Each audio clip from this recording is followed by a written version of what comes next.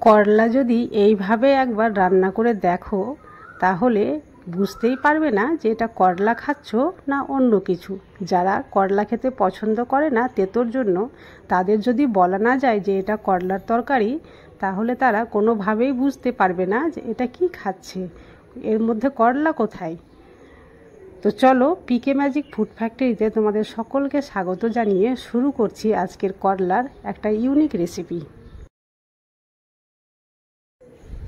করলার এই রেসিপি তৈরি করার জন্য আমি এখানে নিয়ে নিয়েছি 6 থেকে 7 পিস করলা, আর করলাগুলো আমি এইভাবে অর্ধেক করে নিচ্ছি। এই রেসিপিটি সত্যি খুব একটা ভালো রেসিপি, এটা ভাতের সঙ্গে রুটির সঙ্গে খেতে খুবই ভালো লাগে। তো এই রেসিপিটি দেখতে হলে ভিডিওটি স্কিপ না করে প্রথম থেকে শেষ পর্যন্ত দেখো, আর যদি ভালো লাগে অবশ্যই একটা লাইক করে দিও। আর হ্যাঁ, চ্যানেলটি যদি সাবস্ক্রাইব করে না থাকো তাহলে প্লিজ সাবস্ক্রাইব করে দিও, আর যদি আগে থেকে করে থাকো তাহলে তোমাদের জন্য রইল অশেষ ধন্যবাদ। তোমাদের সঙ্গে কথা বলতে বলতে করলাগুলো কাটা হয়ে গেছে। এবার একটা আমি মিক্সিং বোল নিয়ে নিয়েছি, আর এটাতে এই করলাগুলো দিয়ে দিচ্ছি, ভালো করে ধুয়ে নেব। করলাগুলো একটু ভালোভাবে কষলিয়ে ধুয়ে নিতে হবে, আর যতগুলো বীজ আছে সব আমি বের করে ফেলে দেব। এখানে আমি বীজ নেব না, বীজটা ভালো লাগবে না, শুধু করলাটাই নেব, তাই বীজগুলো আমি সব বের করে দিচ্ছি। এরপরে আমি তোমাদের ধুয়ে পরিষ্কার করে দেখাচ্ছি।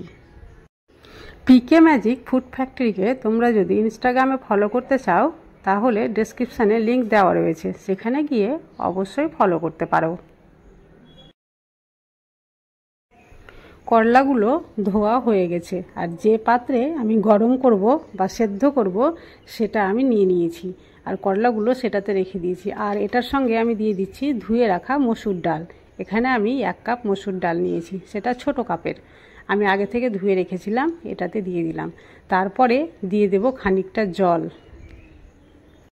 এখানে আমি বড় কাপের 1 কাপ জল দিয়েছি। যতটা জল দিলে এটা সেদ্ধ হয়ে যাবে সম্পূর্ণভাবে ততটাই আন্দাজ করে জলটা দিতে হবে। এরপরে দিয়ে দিচ্ছি আস্ত জিরে, জিরেটা এখানে আমি 1 চামচের মতো দিয়েছি। তারপরে এটা গ্যাসের ফ্লেম অন করে আমি চাপিয়ে দিয়েছি সেদ্ধ হতে। গ্যাসের ফ্লেমটা কিন্তু প্রথম থেকে শেষ পর্যন্ত মিডিয়ামে রাখতে হবে। এখানে 5 থেকে 7 মিনিট এইভাবে সেদ্ধ হওয়ার পরে চামচ দিয়ে আমি একবার নাড়িয়ে দিয়েছি, তারপরে আবারও 5-7 মিনিট রেখে দেব। যখন জলটা মোটামুটি শুকিয়ে আসবে তখন আমি এর মধ্যে দিয়ে দিচ্ছি পরিমাণ মতো হলুদ গুঁড়ো, তারপরে আবারও আমি রেখে দেব 2 থেকে 3 মিনিট। একেবারে সম্পূর্ণভাবে জল শুকিয়ে যাওয়া পর্যন্ত আমি এটা গ্যাসের উপরেই রেখে দেব। এবার কিন্তু দেখতেই পাচ্ছ কত সুন্দরভাবে জলটা শুকিয়ে গেছে। এটা আমি এবার একটা বাটিতে নিয়ে নিচ্ছি। এরপরে দিয়ে দেব স্বাদ মতো লবণ। লবণ আমি প্রথম থেকে এখানে দিইনি, তাই লবণটা দিয়ে দিলাম। তারপরে দিয়ে দিচ্ছি 2টো শুকনো লঙ্কা। লঙ্কা দুটো আমি পুড়িয়ে নিয়েছিলাম। পুড়িয়ে নেওয়া লঙ্কার সেন্ট কিন্তু খুবই ভালো লাগে, আর টেস্টটাও খুব ভালো লাগে, তাই আমি এখানে লঙ্কা পুড়িয়ে নিয়েছি। এরপরে দিয়ে দিচ্ছি কুচিয়ে রাখা পেঁয়াজ। পেঁয়াজটা দেওয়ার পরেই আমি এখানে দিয়ে দিব 2 পিস পাতিলেবুর রস। 2 পিস পাতিলেবুর রস এখানে আমি চিপে দিচ্ছি, আর এই রসটা দেওয়ার জন্য কিন্তু এর টেস্টটা আরও দ্বিগুণ হয়ে যাবে।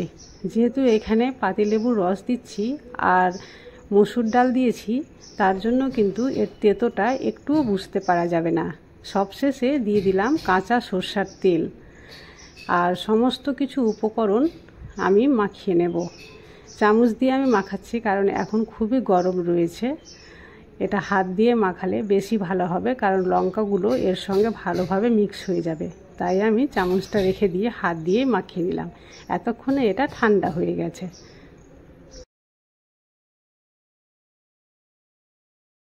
এইভাবে মাখিয়ে নেওয়ার পরে সবশেষে তৈরি হয়ে গেল মসুর ডাল আর করলা দিয়ে একটা নতুন ধরনের রেসিপি, যে রেসিপিটি গরম ভাতের সঙ্গে বা রুটির সঙ্গে যার সঙ্গেই খাও না কেন খুবই টেস্টি লাগে। আমার আজকের ভিডিও যদি ভালো লেগে থাকে তাহলে বন্ধু বান্ধবদের মাঝে বেশি বেশি করে শেয়ার করিও। আর এই ধরনের সহজ সরল রেসিপি যদি পেতে চাও তাহলে অবশ্যই চ্যানেলটি সাবস্ক্রাইব করে দিও। আজ তাহলে এই পর্যন্তই। কাল আবার দেখা হবে অন্য কোনো নতুন ভিডিওতে। ততক্ষণ পর্যন্ত তোমরা সবাই সুস্থ থাকো, ভালো থাকো।